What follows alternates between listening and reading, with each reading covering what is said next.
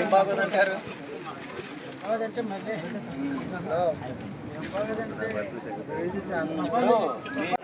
పోరాటం చేస్తామండి.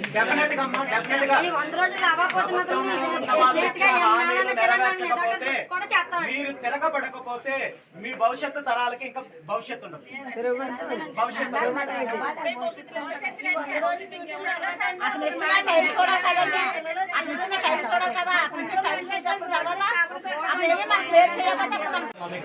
నెరవేరిస్తే మంచిదే, నిజంగా నెరవేరిస్తే మంచిదే. మీకు మంచి జరగాలని మనస్ఫూర్తిగా కోరుకుంటున్నాను. నేను మనస్ఫూర్తిగా కోరుకుంటున్నాను. ఈ రాష్ట్రంలో మత్స్యకారులకి ఇప్పుడు ఏంటంటే, ఇప్పటి వరకు గతంలో తుఫాన్లు వచ్చినప్పుడు లేదంటే ఇంకొక రకంగా ఇవి వచ్చినప్పుడు ఇబ్బంది పడేవాళ్ళు, ప్రకృతి వైపరీత్యాల వల్ల ఇబ్బంది పడేవాళ్ళు. ఇప్పుడు ఒక అడుగు ముందుకు వేసి ప్రభుత్వం మీ వృత్తిని దెబ్బకొట్టడానికి చూస్తోంది. దానికి కార్పొరేట్ కంపెనీలు ముందుకు తీసుకొని వస్తోంది. దీన్ని మీరు ఎదుర్కోవాలి.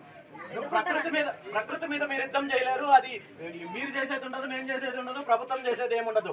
అది దాని మీద మీరు ఫైట్ చేయడము. గతంలో మీరు ప్రతిసారి వర్షాలు వచ్చినప్పుడు లేదా తుఫాన్ వచ్చినప్పుడల్లా దానికి అలవాటు పడ్డారు. కానీ ఇప్పుడు జరుగుతున్నది అయితే మాత్రం మీ వృత్తి పైన దాడి జరుగుతుంది. దీని మీద మీరు మేలుకొని మీరు తిరగబడకపోతే గత 4 రోజుల క్రితం వచ్చిన అనివార్య ఏర్పడిన నష్టాన్ని ఉప్పాడ తీర ప్రాంతానికి చేయడం జరిగింది. దురదృష్టకరమైన సంఘటన ఏంటంటే, తమ వృత్తిని దైవంగా భావించి వేరే ఏ అవకాశాలు ఉన్నా కూడా వాటి మీదకి వెళ్ళకుండా తన వృత్తిని నమ్ముకున్న మత్స్యకారుల పైన ప్రకృతి అనేక రకాలుగా ఇబ్బంది పెడుతోంది. ప్రభుత్వం కష్టపెడుతోంది, కార్పొరేట్ సంస్థలు కష్టపెడుతున్నారు. ప్రకృతి వైపరీత్యాలు వచ్చినప్పుడు దాన్ని తట్టుకునే శక్తి మత్స్యకారులకు ఉంటుంది.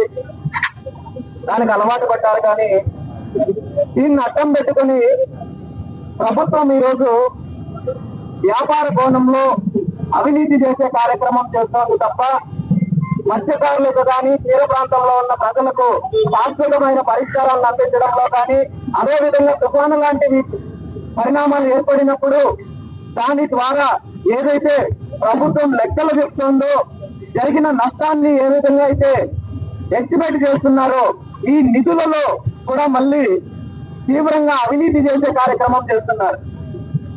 గతంలో బుడమేరు ప్రాజెక్టు ద్వారా నష్టం జరిగినప్పుడు సుమారు 7,600 కోట్ల నష్టం జరిగిందని చెప్పి ఎస్టిమేషన్స్ చేశారు. సుమారు 6,880 కోట్లు కేంద్ర ప్రభుత్వం నుండి నిధులు తీసుకొచ్చారు. కానీ అందులో 50% పైగా రాష్ట్ర ప్రభుత్వం యొక్క అవినీతి జరిగిందనేది బహిరంగంగా అనేక సందర్భాల్లో బయటపడిన అంశం. ఈ రోజు 4 రోజుల క్రితం ఏర్పడిన తుఫాను వల్ల సుమారు 5,200 కోట్లు నష్టం జరిగిందని రాష్ట్ర ప్రభుత్వం ఎస్టిమేషన్ చేసింది. అందులో వ్యవసాయ రంగంలో ఎంత నష్టపోయారు, అదేవిధంగా ఆక్వా రంగంలో కావచ్చు, ముఖ్యంగా మత్స్యకారులు కావచ్చు, అదేవిధంగా మిగిలిన అన్ని అంశాల్లో నష్టం అయిందని చెప్పి ప్రభుత్వం లెక్కలేస్తున్నప్పటికీ కూడా దాన్ని పరిహారం అందించడంలో, బాధితులను ఆదుకోవడంలో ప్రభుత్వం పూర్తిగా విఫలమవుతోంది. అదేవిధంగా తుఫాను సంభవించినప్పుడు తీర ప్రాంతంలో ఉన్న ప్రజలకు కానీ, ముఖ్యంగా మత్స్యకారులకు సంబంధించిన సమస్యల పైన శాశ్వతమైన పరిష్కారాన్ని అందించడానికి ఆ టెక్నాలజీ ఉన్నప్పటికీ కూడా ప్రభుత్వం ఆ దిశగా ఏమాత్రం అడుగు వేయకపోగా ఈ రాష్ట్రంలో సువిశాలమైన తీర ప్రాంతం సుమారు 960 కిలోమీటర్ల ఉన్న తీర ప్రాంతాన్ని ఏదో ఒక రకంగా కార్పొరేట్ కంపెనీలకు అప్పచెప్పాలి. ఈ తీర ప్రాంతంలో ఉన్న బీచ్ శాంతి పరంగా కావచ్చు, లేదంటే ఆక్వా కంపెనీలో, లేదంటే ఫార్మా కంపెనీలు అంటూ తీర ప్రాంతాన్ని పూర్తిగా కలుషితం చేసి ఇక్కడ మత్స్యకారుల కడుపులో మట్టి కొట్టే ప్రయత్నం చేస్తుంది తప్ప వీళ్లకు సపోర్ట్ చేసే ప్రయత్నం జరగడం లేదు. ఈ అంతటినీ కూడా రాష్ట్ర ప్రజలు గమనిస్తున్నారు.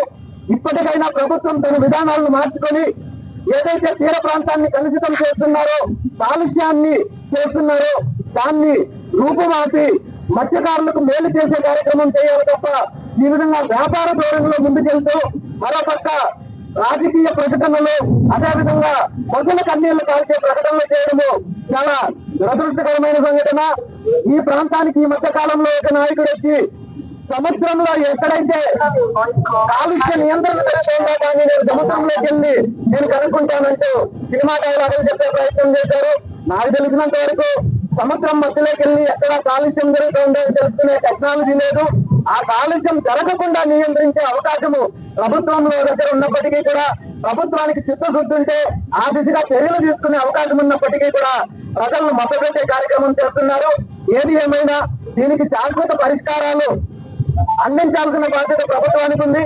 అదేవిధంగా జరిగిన నష్టానికి ఏదైతే వీళ్ళు ఎస్టిమేషన్ చేస్తున్నారో ఆ బాధితులకు సరైన పద్ధతిలో అందించే బాధ్యత కూడా ప్రభుత్వం తీసుకోవాలని చెప్పి ఈ సందర్భంగా తెలియజేస్తూ, ఏది ఏమైనా మత్స్యకారులకు సంబంధించిన సమస్యలపైన రాబోయే రోజుల్లో ఏదైతే కార్పొరేట్ కంపెనీలకు తీర ప్రాంతాన్ని కట్టబెట్టి మత్స్యకారులకు మోసం చేసే కార్యక్రమం చేస్తున్నారో దీనిపైన బీసీవై పార్టీ రాబోయే రోజుల్లో పూర్తి స్థాయిలో పోరాటం చేస్తుందని చెప్పి ఈ సందర్భంగా తెలియజేస్తారు. మత్స్యకారులకు కూటమి ప్రభుత్వం